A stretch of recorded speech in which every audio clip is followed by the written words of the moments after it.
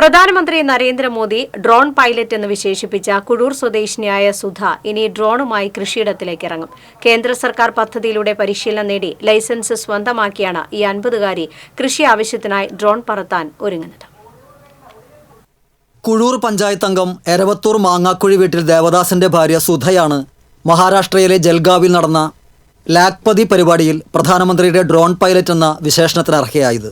കുടുംബശ്രീ തെരഞ്ഞെടുത്ത 49 സ്ത്രീകൾക്കാണ് സംസ്ഥാനത്ത് ഡ്രോൺ പറത്താനുള്ള പരിശീലനവും ലൈസൻസും ലഭിച്ചിട്ടുള്ളത്.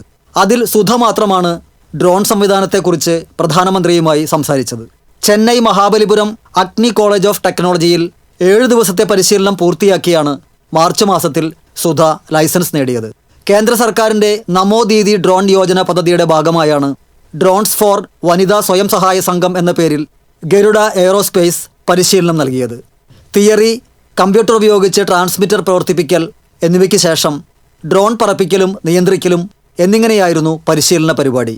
പരിശീലനത്തിന് ശേഷം 8 ലക്ഷം രൂപ വില വരുന്ന ഡ്രോൺ സൗജന്യമായി ലഭിച്ചു. റിമോട്ട് പൈലറ്റ് കോഴ്സിനു വേണ്ടി ആധുനിക സാങ്കേതിക വിദ്യ പഠിക്കാൻ സുധ ഇറങ്ങിത്തിരിച്ചതിന് പിന്നിൽ കാർഷിക മേഖലയോടുള്ള അതിയായ താല്പര്യമായിരുന്നു. ഈ ഡ്രോൺ അഗ്രികൾച്ചർ മേഖലയിലേക്ക് നമുക്ക് വളരെ ഉപകാരമാണ്. കാരണം ആരോഗ്യ കാര്യങ്ങളിലും സമയത്തിനും ഏറ്റവും എളുപ്പമാണ്. വളമായാലും കീടനാശിനിയായാലും ശാരീരിക ബുദ്ധിമുട്ടുകൾ ഏറെയുണ്ട്. അപ്പോൾ ആ ഉപയോഗിക്കുന്ന ആളുകൾക്ക് ആരോഗ്യ പ്രശ്നങ്ങൾ കുറച്ച് കഴിയുമ്പോഴേക്കും ഉണ്ടാകും. അതുപോലെ തന്നെയാണ് സമയം.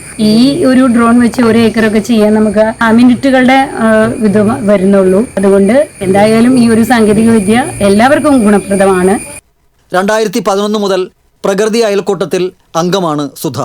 കാർഷിക മേഖലയിൽ ഉപജീവനം കണ്ടെത്തുന്നതിനായി സംഘകൃഷിയിലേക്ക് കടന്ന ഈ സംഘം 22 ഏക്കറോളം സ്ഥലത്ത് വിവിധ കൃഷികൾ വിജയകരമായി ചെയ്തു വരുന്നു.